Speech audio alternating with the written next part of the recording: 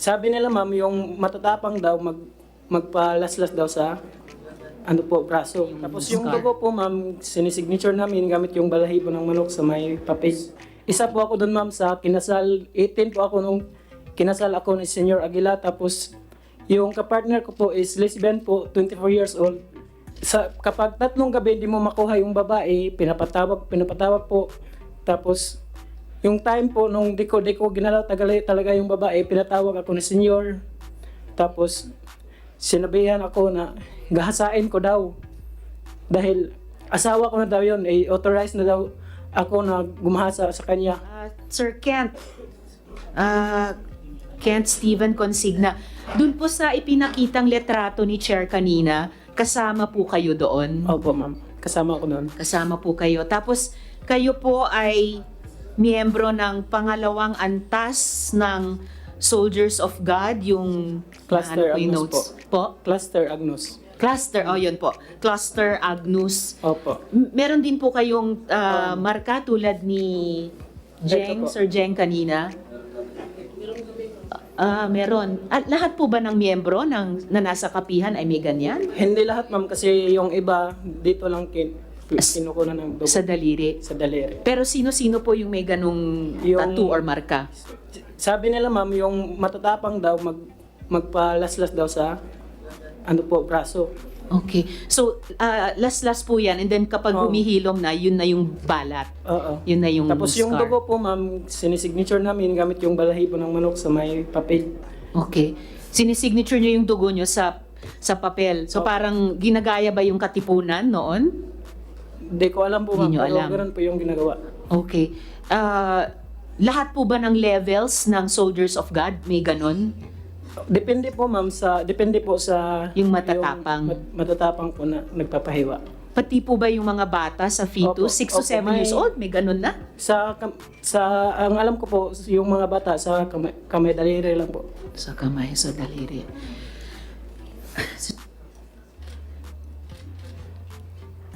Okay, salamat po, Sir Kent. Salamat kayo, Mr. Chair. May dadagdag lang po ako kasi po, Yes. yung pinakauna talagang minors na kinasal doon is yung anak ni Janet.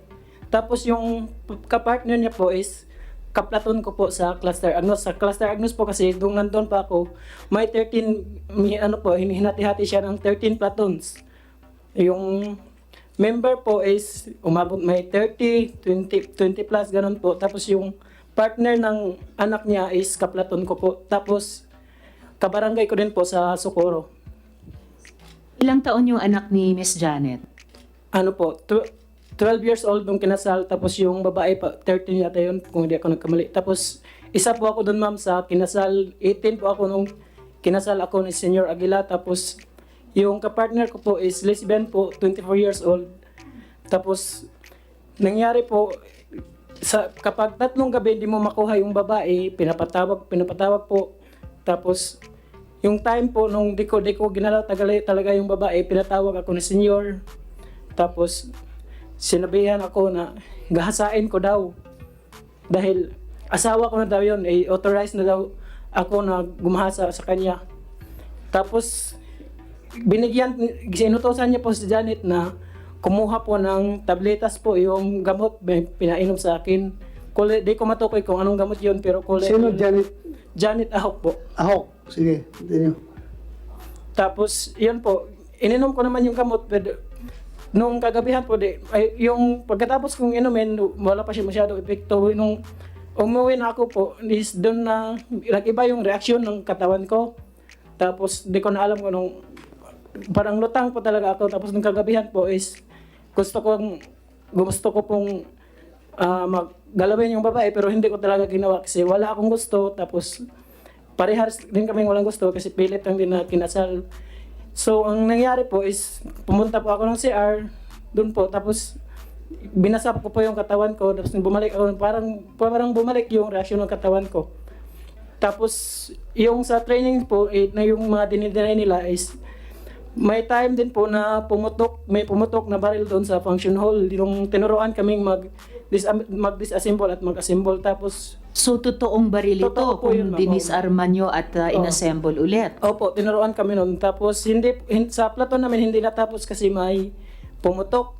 Tapos pagkatapos nung pumatok yung baril is pinatusok ulo po kami sa may tiles po, ma'am. Ano kayo? Tusok ulo po sa tiles. Bakit kayo pinatusok ulo? Yung bali punishment po, ma'am. Tapos Dahil may pumutok na opo. baril. Sinong nagpatusok ulo? Sila po dito sila mga staff sa Agnos, sila si Daryl Buntad, si Johnny Elandag, Jubilito, Chicoso. Daryl Buntad. Sino Daryl Parang Buntad? mandasyon din po ni Senyor Aguila. Tapos parang mandasyon po ni Senyor Aguila na gawin sa amin yung punishment. Kasi sila yung staff sa amin sa sa Ano, Agnos. ginawa mo yan? Magandang hapon, Senator, Kasama doon si Ibrahim. Kaya ginawa mo ba? Hindi. Hindi po totoo, sir. Hindi naman totoo. Yes po, sir. Kasi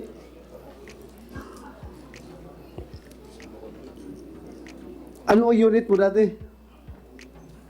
sa sir, sa RPSB 13 doon sa Adlay, sir. RPSB 13. Yes po, sir. Tusok ulo. Alam mo, ito bata. Sa totoo lang, mas naniniwala ko dito eh. Ha? Kasi siya, inosente yan, walang alam yan sa tusok ulo. Ikaw, RPSB ka galing, alam ko, ginagawa niyo yung tusok ulo. So, paano siya ngayon mag-imbento ng term na hindi niya alam, ikaw alam mo? Huwag natin maglukuhan. Pareho tayong pulis. Ha? Hindi niya alam yung term na yan dahil civilian yan, hindi yan pulis. Ikaw dating pulis, alam na alam mo yung term na yan. Yung tusok ulo. Tapos ngayon, dinay mo na ginagawa ninyo yan. Ano, Buntad? Yes, sir. O, ginawa mo? Hindi po talaga, sir. Hindi talaga. Yes po, sir. Ilan kayo nung pinagtusok ulo? Marami po. Yung mga kasamahan ko sa Cluster Agnos, nagsisiksikan kami doon sa function hall kasi marami kami. Pupulo yung kulungan namin dito sa baba nito? Ha? You continue on telling a lie at papuno itong kulungan namin. Senator Risa, with your indulgence, you were raising your hand kanina. Sino yung hippie dyan? Tumataas ang kamay? Ano sabi mo kaya? Nakapagsalita ka ba? Meron kang gustong sabihin? Yes, Your Honor. Ano yun? For the information of this investigation, Your Honor, regarding on that picture, Your Honor, the Socorro MPS, Your Honor, able to file a case against those identified AWOL PNP members, Your Honor, Anong kinaso niyo? Anong kaso? for violation of Article 77, usurpation of authority on official function, and violation of Article 179, illegal use of uniforms and insignia, Your Honor. So nakapile na ngayon? Na-file na po, Your Honor. Okay. December 2 po, Your Honor. December pa? 2019. Ha? 2019, Your Honor. 2019? Yes, Your O, hindi Honor. pa na-resolve ng piskalya? Yung 179, Your Honor, na dismiss Dismiss. lack of jurisdiction, Your Honor. Lack of jurisdiction. Kasi po, Your Honor, yung picture, Your Honor, is nakuha po sa through social media, Your Honor. Saan? Through social media, Your Honor. Social media. Okay. So, there is an intervention of the cybercrime unit, Your Honor. Okay. Thank you. That's all, Your Honor. Thank you. Salamat. Senator Risa? Salamat kay Mr. Chair. Napansin ko sa testimonya mo, Sir Kent, so may isa ka pang impormasyon na hindi totoo yung sagot sa akin kanina ni Miss Janet na walang child marriage sa kapihan dahil yung mismong anak niya ay nasa ganong sitwasyon. And then, hindi lang pala pinagpapares yung nasa hustong gulang at saka menor de edad, pero pati yung isang hustong gulang tulad mo noon at yung isang mas matanda pero lesbian na hindi na in love sa lalaki. Tapos pinagpupumilit na kayo ay magtalik, ina-authorize pa kayo na gahasain yung babae. Yung mic nyo po. Opo, ma'am. Yun po talaga yung utos ni senyor na gahasain ko daw yung babae kapag hindi nagpapagalaw. At Dali, Senator yes, Risa. Mr. Chair. Yung blue na pinainom sa'yo na tablitas, hindi mo ba alam na Viagra yun? Hindi ko alam kung ano, Ha? sir, pero ininom ko na lang. Di ko Ininom mo? alam kung anong klaseng tabletas yun. Tapos maya-maya, naramdaman mong sumarap na Opo. pakiramdam mo. Ha?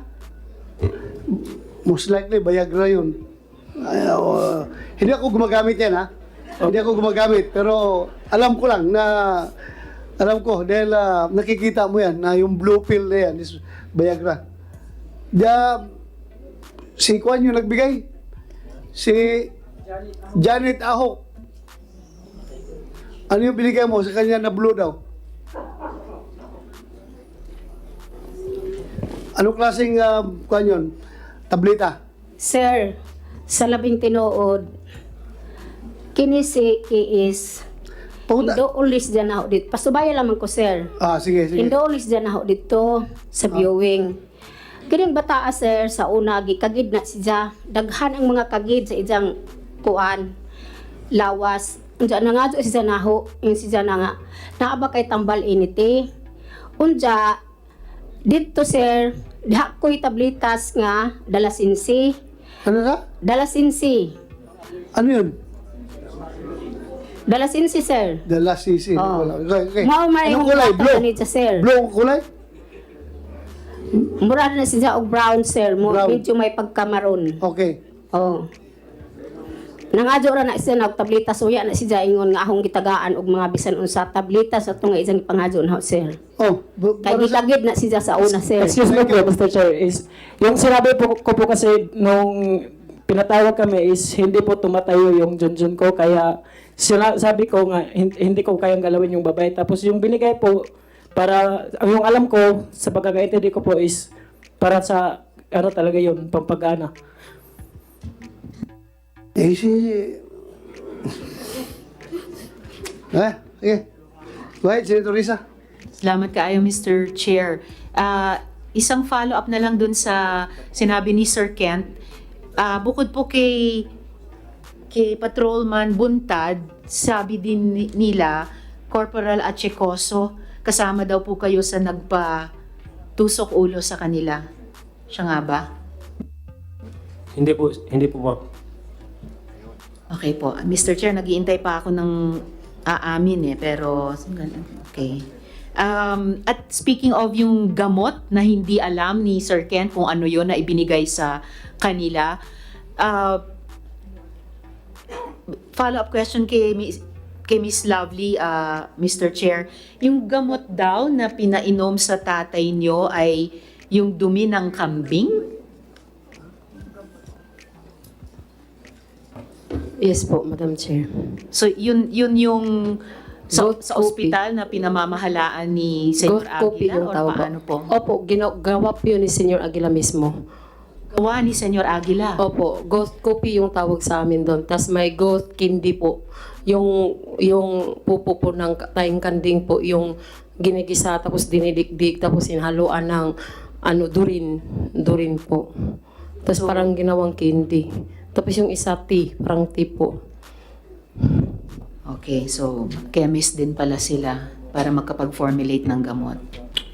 Mr. Chair, kung pwede pong matanong si Mr. Edelito Sangco, siya po yung pinuno ng task force na binuo ni na Mayor. Yes, so pinakita kanina. Sila po yung head ng task force. Pwede daw nilang i-present yung structure ng SBSI at yung findings ba ito? Yung findings ninyo tungkol? Yes, you have presentation? Your Honor, the Please. attorney, the legal consultant of the task force will be the one to present. Ando na po ang kopya sa Okay. secretariat. Pwedeng Sige. present ni Attorney Dano. Attorney Richard Dano. Dano, you have the floor. Attorney. Good afternoon po, Senator Bato and Senator Rizal Ontiveros and all who are present here. Good afternoon. Base po ito sa mga nakalap na mga testimonies ng mga witnesses. Kaya kinukulate namin para ma-establish natin yung yung structure at saka yung mga practices nila doon sa taas. So this is a collaborative effort of the task force and yung mga documents na nasa amin, yung mga judicial affidavits there ng mga witnesses. Thank you. May I proceed? The presentation would basically, ito yung outline, list of officers of Socorro Bayanihan Services Incorporated, the Divine Government, heading of the SBSI, yung organizational structure nila, yung mga list of ministries with corresponding ministers, yung list of clusters, yung daily routine nila sa Sitio Kapihan by cluster before Super Typhoon Odette in 2019 to 2021, and then after Typhoon Odette 2022 to present. Yung Mr. Chair, matanong lang. Yeah. Attorney Dano, bakit po importanteng turning point yung before at saka after Typhoon Odette? Para ma-establish po natin yung pattern of exploitation. Kasi yung mga bata, sa tingin ko, personal kung nakita na parang wala silang pahinga. Doon natin makikita na as early as 3 a.m., gising na sila. And they're heavily, yung structure nila sa yung mga oras, kailan sila gigising, sinong nagko-control ng mga thoughts nila. Salamat kayo, Mr. Chair. Thank you. Thank you po. May I proceed po? Yes, continue.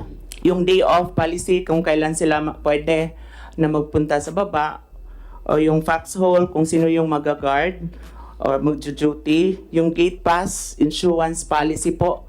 Kasi yun na nga kasi hindi sila pinapayagan, so kailangan may gate pass. And it's also my personal experience po na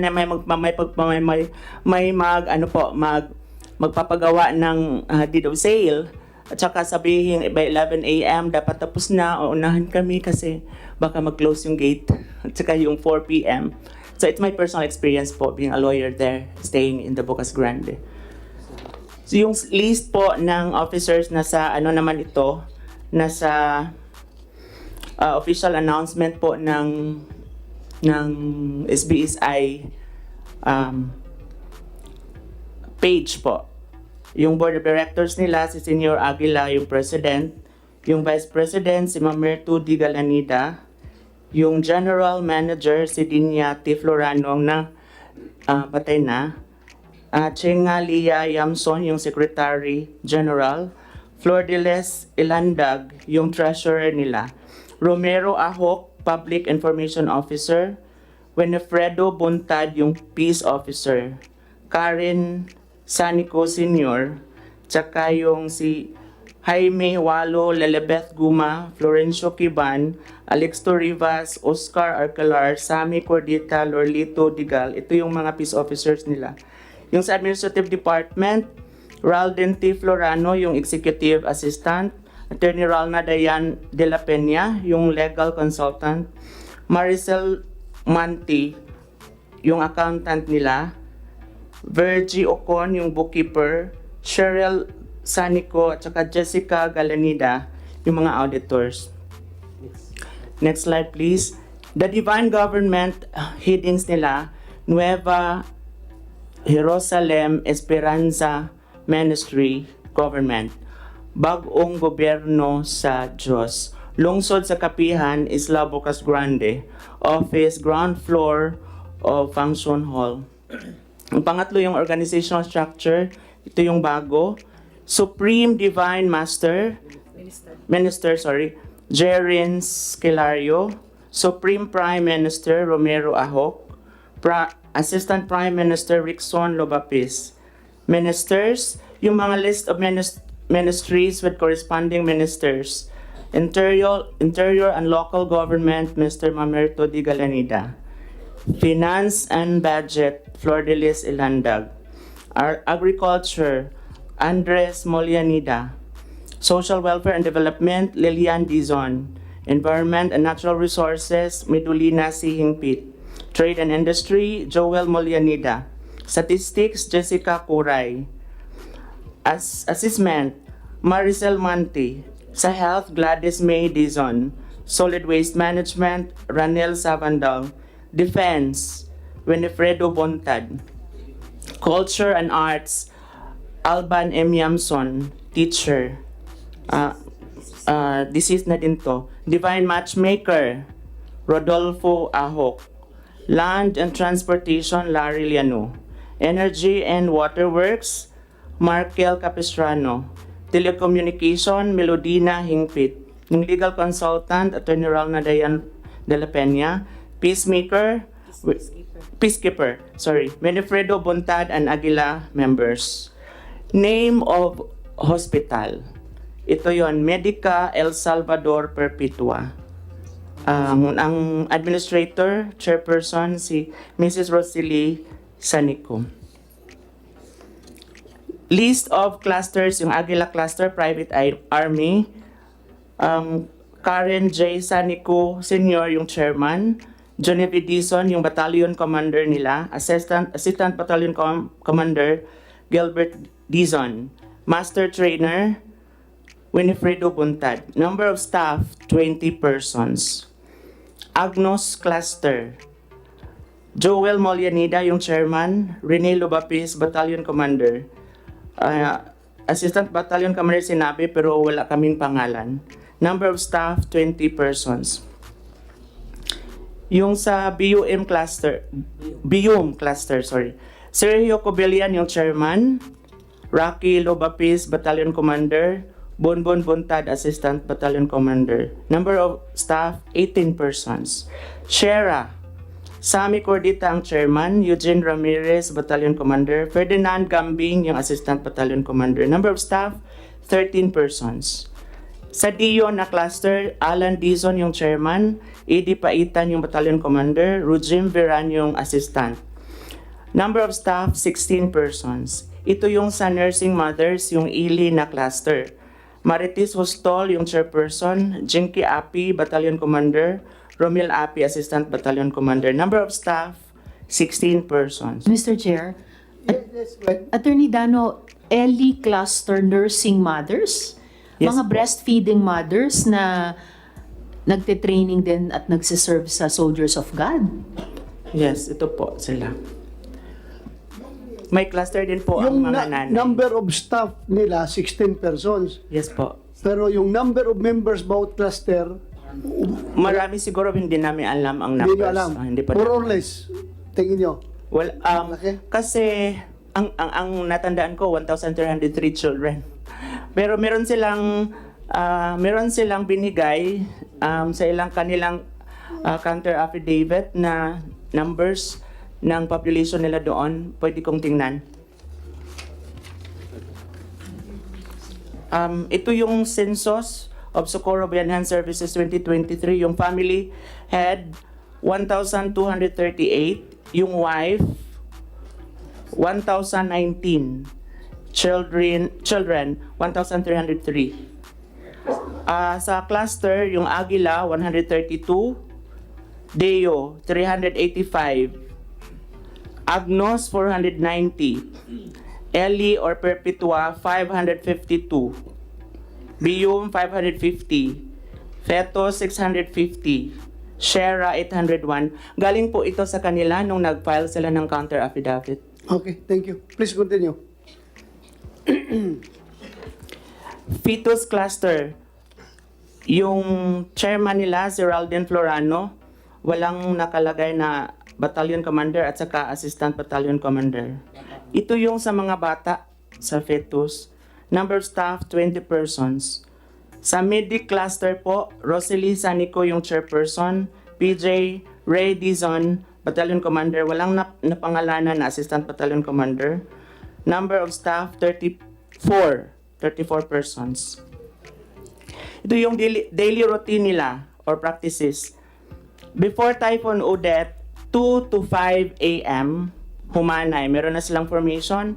Masi-masi yung military exercises, jogging with rucksack, backpack loaded with gravel, weighing 12 kilos for females, 18 kilos for males. Latecomers are subjected to paddling using ironwood, round timber. 5 to 6 a.m., masi-masi ulit ng military style exercises. 6 to 7 a.m., obstacle race. For the Aguila cluster before Typhoon Odette, 7 a.m. to 7:30 a.m. breakfast at respective residence. Pag 7:30 to 8 a.m. Humanay formation, may masi-masi. Latecomers are again subjected to paddling using that wood or timber. 8 a.m. to 12 noon.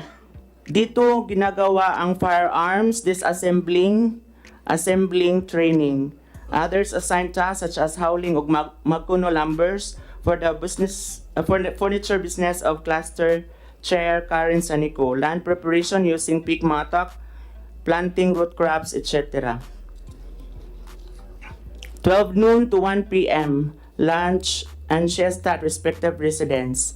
1 to 1:30 p.m., Humanay ulit, masi-masi military exercise. Latecomers are again subjected to punishment. 1 to 1:30 to 5 p.m., jogging with rucksack, obstacle race. 5 to 6 p.m., relax at the respective residence. Yung Aguila cluster before Typhoon Odette, 6:30 to 7:30 p.m., cluster meeting. Then 7:30 to 8 p.m., dinner at respective residence. 8 to 9 or 10 p.m., formation ulit, masi-masi ulit.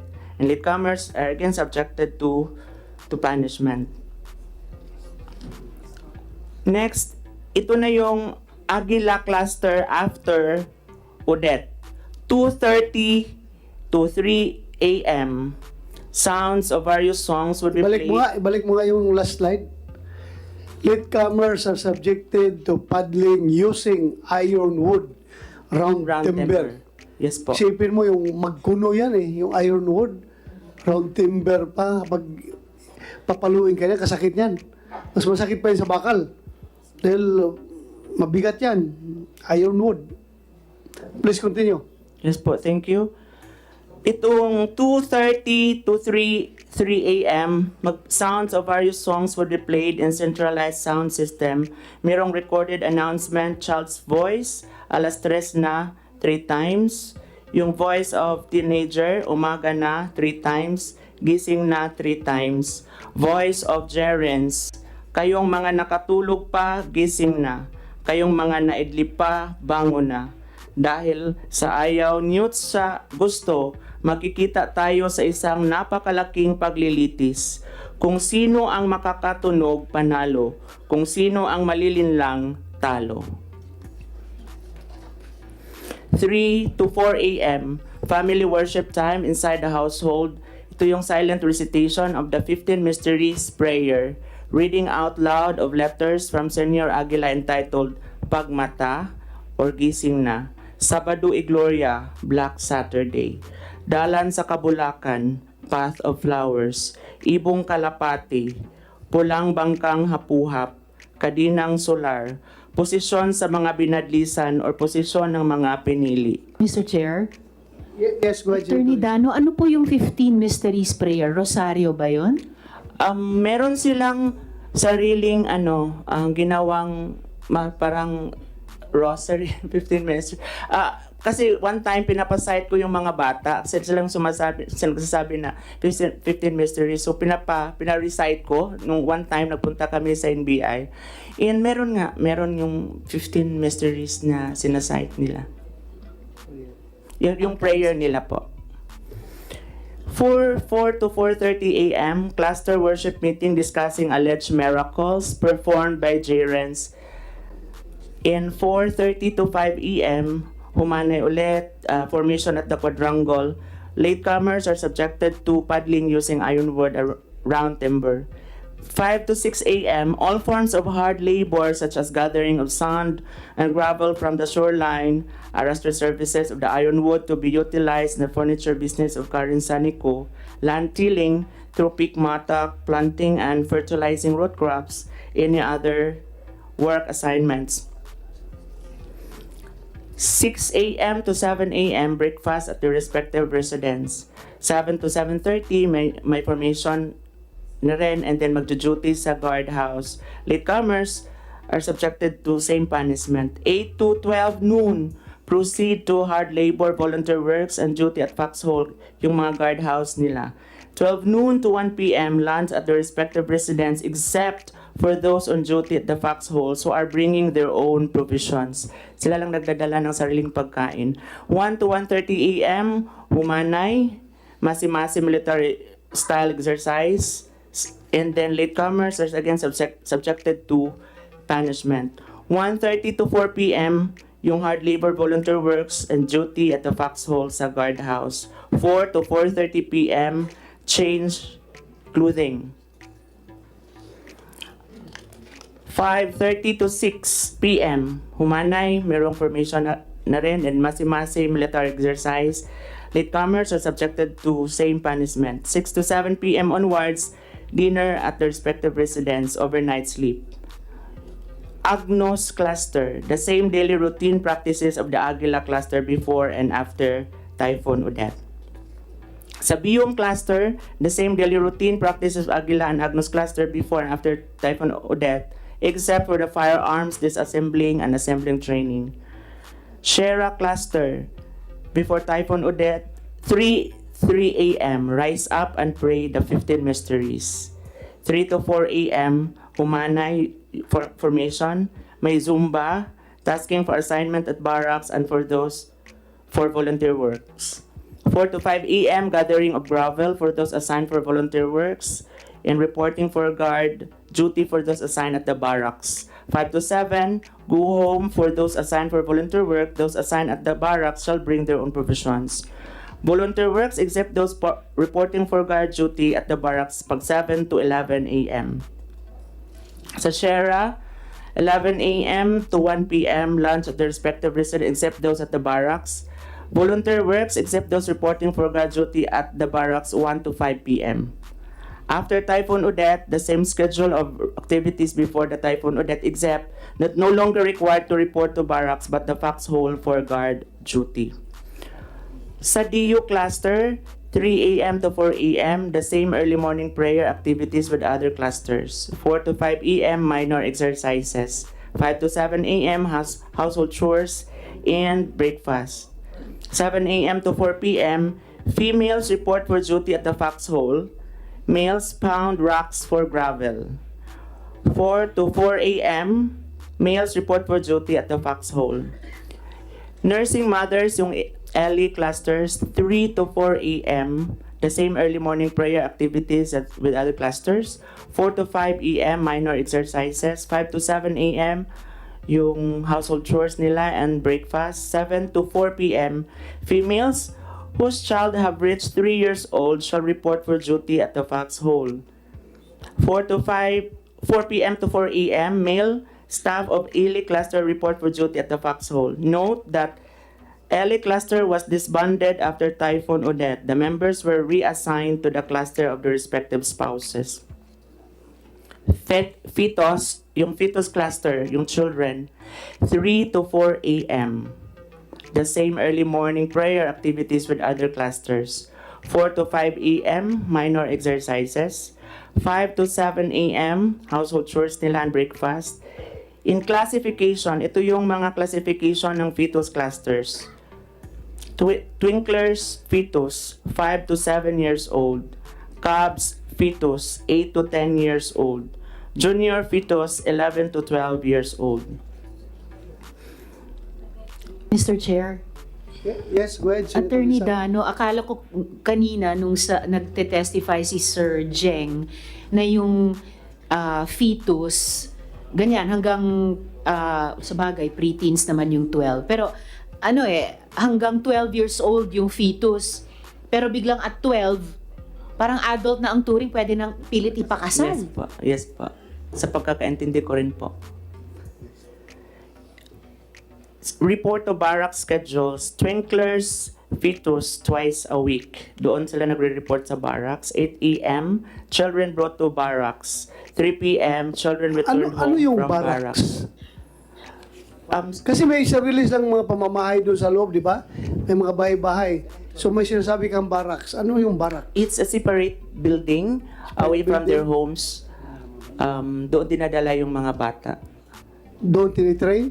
Oo. Sabi lang, siguro may wala na palang mga bata dito kasi sila yung nakakapag-describe talaga ng barracks. Hindi ko nakita personally yung mga barracks, pero base sa testimony nila, is a separate place away from their respective homes. Doon sila tinitipon. Thank you. Asan ba na itong barracks na sinasabi niya? Kayo? Ate Chuso, ikaw? Saan ba yung barracks na sinasabi nila? Hindi po barracks yung tawag, sir. Lagkaw yun kasi yung parang Lagkaw. bahay. Parang bahay yan kasi yung, sir, hindi po paksol yung tawag doon. Barracks, Hindi barracks. Lagkaw. Bahay to, bahay. Ano, malaki? Malaki. Opo, bahay. Malaking bahay siya? Oo. Anong ginagawa doon sa Lagkaw na yun? Anong activities ginagawa doon? Wala namang masimasi doon, sir. Wala. Wala. Saan nangyayari yung masimasi? Wala talagang masimasi, sir. Ang ibig is, Huwag natin sawing masimasi. Exercise. Yung exercise. May mga physical picture eh. exercise, Nag-exercise mayroon- kayo. Mayroon ng mga physical exercise. O, saan Para nangyayari preparation po yan? namin yun sa, katulad ng ginawa namin yun doon. Sumali kami sa, sa bunok-bunok. Okay. For preparation yun. Hindi. Oo, hindi ko naman sinasabi na hinihis niyo yung tao. Saan kayo nag-exercise? Yung exercise nga, may mga picture eh, di ba? Yung sinasabing bahay, sir, yung pahingaan nyo pag nagtatrabaho.